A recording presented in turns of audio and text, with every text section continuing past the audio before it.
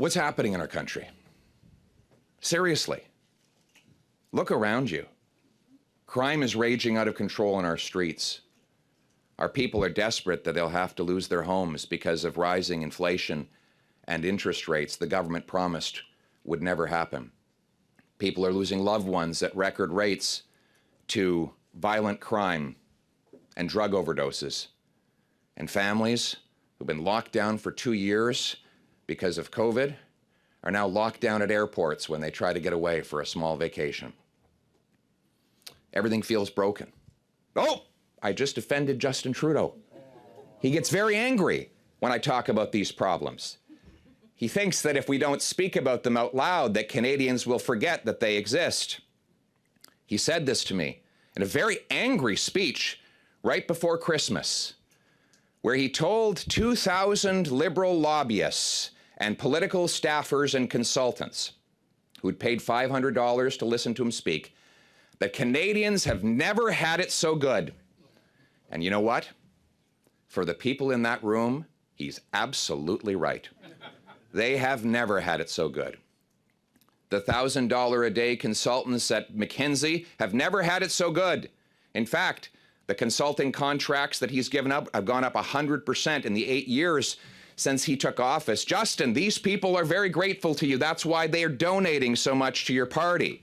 The lobbyists, whose contracts have also increased by 100%. Justin, they've never had it so good either. All of the political staffers around the Hill that are giving out these contracts to their long-term friends, they've never had it so good either. And with your $6,000 a night hotel rooms, you've never had it so good yourself, Justin. But let me tell you something, Justin. There is pain in the faces you do not see. There is suffering in the voices you do not hear. And there is distress and even chaos in the places you do not go. If you don't believe me, come with me over to the local grocery store in East End, Ottawa, where I was last night, where a 60-year-old plus cook came up to me with tears in his eyes to tell me he has to delay his retirement. But you know the thing that really broke him? That he can no longer afford the very ingredients to cook at home that he works with in his job at work. Justin, if you don't believe me, come to Northern Ontario and ask the elderly woman who lives in the cold because your carbon tax has made it too expensive for her to heat her home. If you don't believe me, Justin, come speak to the students who live in homeless shelters while they go to school, because the average rent for a one-bedroom apartment in Toronto after 8 years of your leadership is $2,500 a month. That's more than a 100% increase since you took office, and you've done absolutely nothing to incentivize the construction of new and affordable homes for our young people. If you don't believe me, Justin, go to the food banks, where 1.5 million people go to eat in a given month. Stay around long enough. You might hear from some of the people who come to the food bank asking for help getting medical assistance and dying. Not because they're sick, but because they're too poor and too miserable after 8 years of your leadership to go on living like this. If you don't believe me, Justin, go talk to the families of the 30,000 people who've lost a loved one to drug overdoses after you favored policies that flooded our streets with heroin and fentanyl, and you tied the hands of our police and prevented them from doing anything about it. After you failed to hold the scumbag corporations who brought these drugs to our streets accountable. Companies like McKinsey, Mr. Trudeau, companies to whom you continue to give $100 million worth of contracts.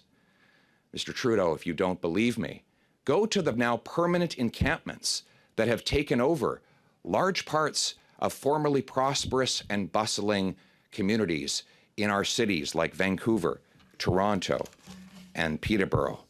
If you don't believe me, take a trip to the city transit, Mr. Trudeau, in Toronto, where 40 homeless people are forced to spend the night because Your policies have made it impossible for them to get a home, where crime now rages out of control, and women say they're afraid to even get on the train. June 17th, the Toronto TTC, a woman in her 20s, died of her injuries after she was set on fire. December 8th, a fatal stabbing on Line 2 train at High Park Station left a 31-year-old woman dead and injured. The suspect was wielding an ice pick. If you don't believe me, Mr. Trudeau, get on one of those trains and talk to the people who will tell you the story of a woman who was stabbed in the head and face on a Spadina streetcar just south of Bloor Street. She was taken to hospital with life-altering injuries. These are not one-off stories, Justin. Crime is up 32% since you took office. Violent gang crime up 92% after 8 years in office. You are responsible for the criminal code, for the borders that bring in the illegal guns. You are responsible for our national police force. And after 8 years, you have given Canadians cities that are turning into crime zones. This is your record, Mr. Trudeau. Meanwhile, illegal border crossings have exploded, crossings that were almost unheard of when you took office. This is 8 years.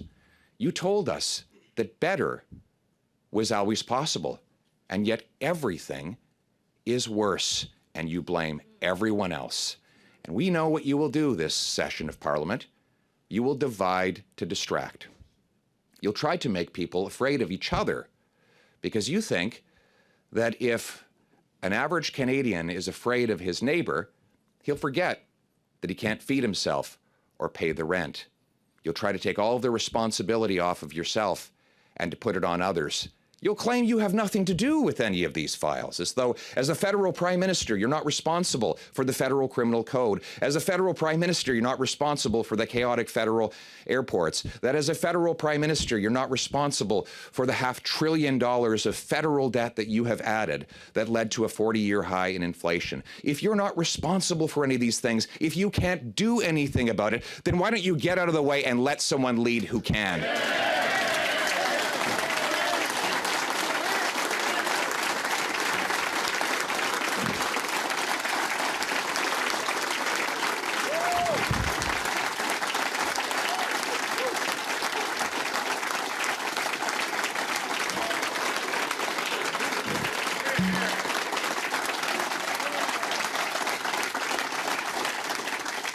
Leadership means turning the hurt that Trudeau has caused into the hope that Canadians need and deserve. Canadians are good, decent, hardworking people. They deserve better than this, and better is what they will get.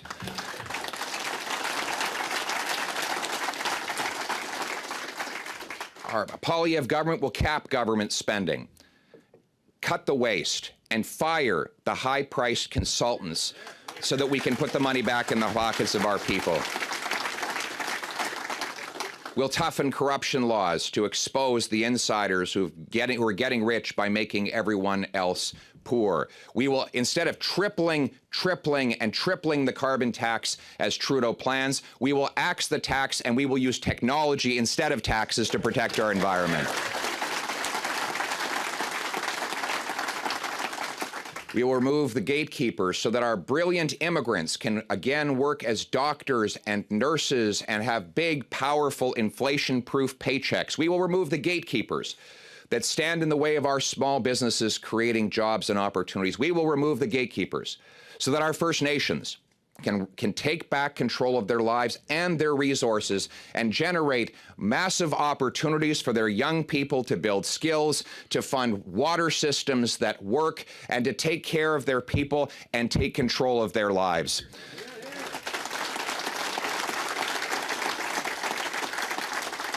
We will divert money that's being wasted targeting law-abiding hunters and anglers, and instead use that money to reinforce our borders and keep the smuggled guns out. And we will use that money to provide real treatment and recovery to save the lives of our friends, our neighbors, our brothers and sisters who are suffering with addiction.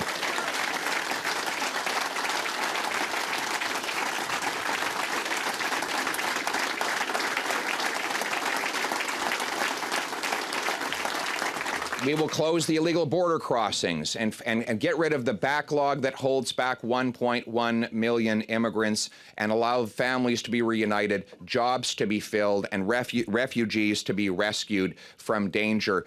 We will restore the hope that Justin Trudeau and his government have destroyed over the last 8 years. We will once again make this a country where hard work pays off, where people keep more of every dollar they earn so that they can get ahead. We will remember that a dollar in the hands of the person who earned it is always better spent than in the hands of the politician or bureaucrat who taxed it. You know, we will restore the hope and the promise that is Canada. You know, we all grew up here, told that no matter where we started, if we worked hard, we could do anything. And I remember that when I was a kid. You know, my folks adopted me from a 16-year-old unwed mother. They're a couple of teachers. We grew up in a normal South End, Calgary suburban neighborhood. But they always taught me that it didn't matter where I came from. It mattered where I was going. It didn't matter who I knew. It mattered what I could do. That is the country to which my wife came as a refugee. That is the country I want my children to inherit. That is the country that we are going to restore for every single Canadian. A country where people are free to earn a living and share the proceeds with their families, free to walk safely in their streets, free to have a secure retirement that they've worked for all their lives. A Canada where people take back control of their lives in the freest country on earth. Now, ladies and gentlemen, let's get to work. Let's bring it home. Thank you.